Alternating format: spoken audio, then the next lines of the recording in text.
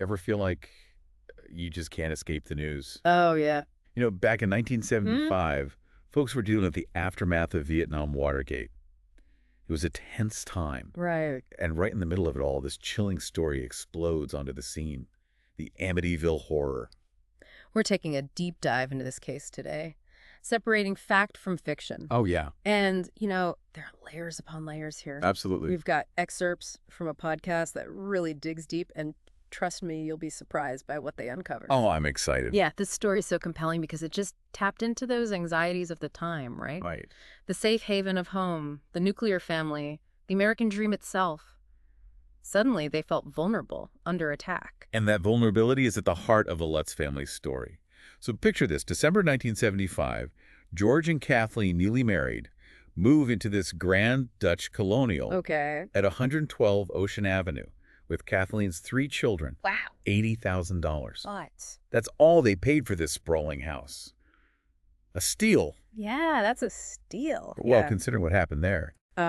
It's almost like they were lured in by that bargain. Right. But right from the start, you see red flags. George is pushing to adopt the kids, wants them to call him Dad, even suggests changing their names. There's a possessiveness there. That's a bit unsettling. Yeah, and get this. They bought some of the previous family's furniture. No way. The DeFeos. Oh, no. Including the bed where the murders took place. Oh, my goodness. I mean, talk about bad vibes. That's not good. That's really bad juju. Right. You don't want to do that. It's almost like they were inviting those dark energies in. Right. And remember, back then, mental health wasn't talked about openly. Right. The supernatural offered a more palatable explanation for things people couldn't understand. And soon enough, things start to get really strange.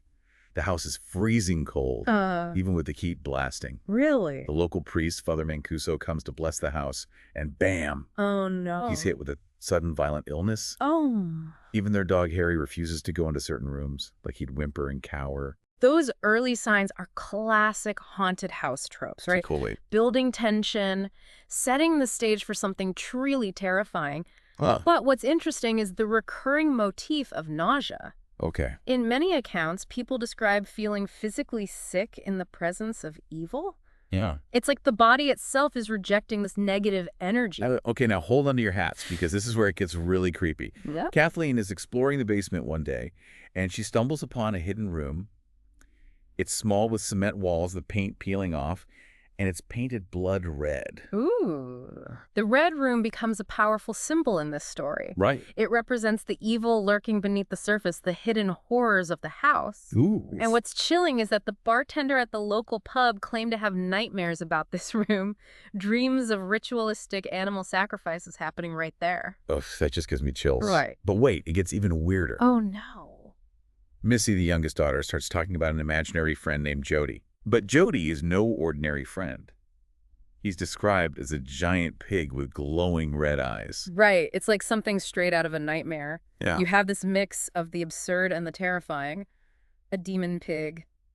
It almost sounds comical, yet it terrified the family. And it speaks to the way evil often takes on unexpected forms. I know. It's like, how do you even process that? Right. But here's the thing.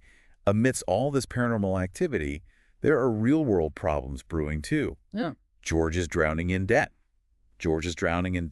He overspent on the house, and to top it off, he's being audited by the IRS. It's a classic example of how real-life stresses can amplify those feelings of fear and vulnerability. Totally. Imagine being haunted by unseen forces while also facing financial ruin. It's enough to make anyone crack. Absolutely. And it's not just George feeling the pressure. We learn about a truly disturbing incident where both George and Kathleen physically abused the children. Oh, wow. They snapped over a broken window, of all things. This raises a crucial question.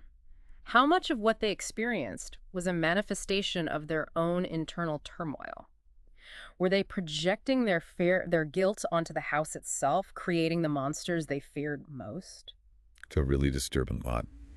But then in the middle of the night, Kathleen believes she experienced something truly unexplainable. Okay. Levitation. What? She claims she was lifted right out of her bed by an unseen force. This incident became one of the most iconic elements of the Amityville story, and you have to consider the cultural context. Right. This was the post-exorcist era when demonic possession was very much in the public Whoa, consciousness. yeah, The Exorcist was huge. Everyone was suddenly an expert on demons and exorcism. Exactly. Yeah, And here's where it gets really interesting. The podcast we're looking at actually reveals conflicting accounts of this levitation incident. really. There are other versions of the story suggesting it might have been exaggerated or even completely fabricated. Wait, are you saying the Amityville horror might be a hoax? Well, let's not jump to conclusions just yet.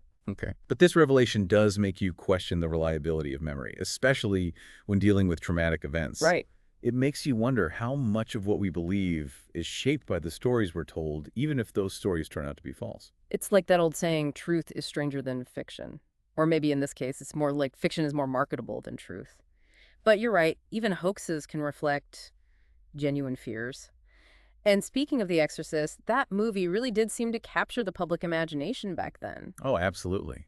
The Exorcist was a cultural phenomenon. It tapped into those deep-seated anxieties about good and evil, about the potential for darkness to invade our lives. And it wasn't just a movie, it had a real-world impact. Some priests reported that it was easier to get an exorcism after The Exorcist came out than to find a therapist. Wow, that's wild. It really shows you the power of a story to shape our beliefs, even our actions.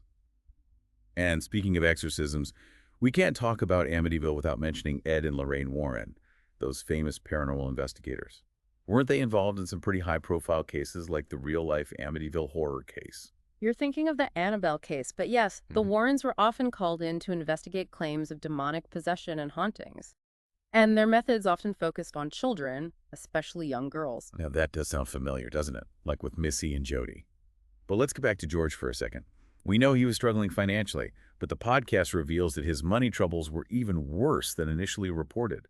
Remember that missing $1,500 from the wedding? Turns out that was just the tip of the iceberg. Right. His poor financial decisions come back to haunt him, literally. The podcast mentions he was being audited by the IRS at the same time all this paranormal activity was happening. Imagine the pressure cooker he was in. I can't even imagine. And speaking of pressure cookers, remember that creepy red room in the basement?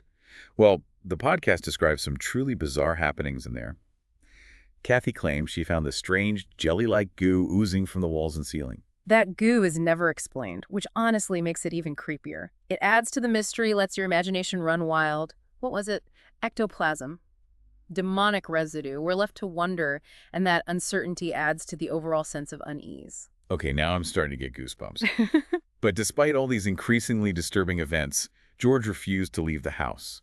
He was convinced he could beat whatever was haunting them. This is classic George, stubborn, controlling, and desperate to maintain an illusion of control even as everything crumbles around him. He even tried to perform his own impromptu exorcisms, shouting at these unseen forces to leave his house. Seriously, he tried to take on the demons himself. That doesn't seem like the smartest move. Well, according to the podcast, this little DIY exorcism backfired spectacularly. Instead of calming things down, the activity intensified. And it culminated in one of the most bizarre events of the whole saga, a full-blown marching band seemingly playing in their living room. A marching band. Now, come on. That sounds a bit far-fetched, even for this story. It does, doesn't it? Like, But remember, we're dealing with multiple entities here, ghosts, a poltergeist, even a fallen angel, according to some accounts. Who knows what kind of spooky symphony they were capable of conjuring up. all right, you got me there. Huh? But let's get back to Kathleen. She was clearly terrified and wanted to leave, but George wouldn't budge. It's a classic power struggle set against this backdrop of supernatural terror. Kathleen was trapped both literally and figuratively. And then comes the levitation incident, the event that really cemented the Amityville horror in the public imagination.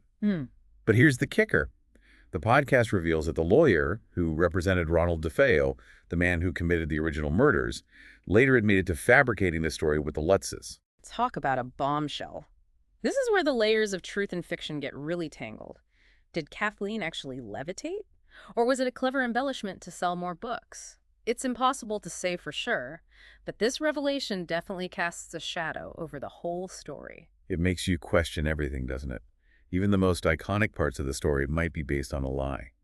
So what does this say about our fascination with haunted houses, with these tales of the supernatural? I think it shows that we're drawn to these stories because they allow us to safely explore our fears, the loss of control, the fragility of our homes, the darkness that can lurk beneath the surface of seemingly ordinary lives.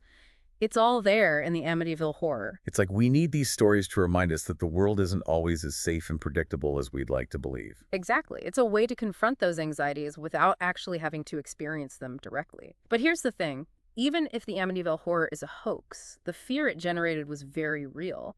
And that tells us something about the cultural climate of the 1970s, about the anxieties that were bubbling beneath the surface of American society. So it's more than just a ghost story. It's a reflection of our deepest fears and anxieties projected onto this creepy old house. Absolutely. And that's what makes it so compelling even all these years later. So if the levitation was a fabrication, what about all the other strange happenings? The Red Room, the demonic pig Jody, the marching band, was it all just made up? That's the question, isn't it? And the podcast really dives into this. They point to a documentary called My Amityville Horror, where one of the children, Danny Lutz, speaks about his experiences as an adult. Interesting. So what does Danny have to say? Does he confirm the story or debunk it? Well, it's not that simple. He confirms certain aspects, like the intense cold and his stepfather's controlling behavior. He even claims to have seen the red eyes of Jody peering into his sister's window. Okay, now that sends chills down my spine. He actually saw Jody, so he believes the haunting was real. He does seem to, but he also paints a very disturbing picture of his stepfather, George. He describes a man obsessed with the occult who might have been pushing the family towards these supernatural experiences. Wow. So maybe George wasn't just a victim of circumstance. Maybe he was actively playing a role in this whole thing. That's what makes this story so fascinating. It's not just about ghosts and demons. It's about the complexities of human nature, the power of belief, and the way our own minds can create the monsters we fear the most. So it's like a self-fulfilling prophecy. The more they believed in the haunting, the more they saw evidence of it, even if it wasn't really there. Exactly. And that brings us to the heart of this deep dive. Was the Amityville Horror a genuine haunting, a clever hoax, or a complex blend of both? The truth might be lost to time, buried under layers of media hype and personal agendas. It's like trying to solve a puzzle with missing pieces. But why should we care about a story that might be completely made up? What's the takeaway here? Because even in its fabrication, the Amityville Horror reveals something profound about the human condition. It speaks to our primal fear of the unknown, our vulnerability within our own homes, and our need to find explanations for the unexplainable. It's a reminder that sometimes the most terrifying monsters are the ones we create ourselves. Oh, precisely. And Yeah. that's a truly terrifying thought to leave you with. What would you do if faced with similar circumstances? Would you embrace the supernatural explanation, or would you search for a more rational explanation, even if it means confronting uncomfortable truths? The Amityville Horror, regardless of its authenticity, forces us to confront these questions within ourselves. It's a story that stays with you, makes you think, and maybe even makes you double-check the locks on your doors at night. Just in case. This has been The Deep Dive. We'll be back next week with another fascinating deep dive into a topic you won't soon forget. Until then, stay curious and maybe leave the lights on tonight.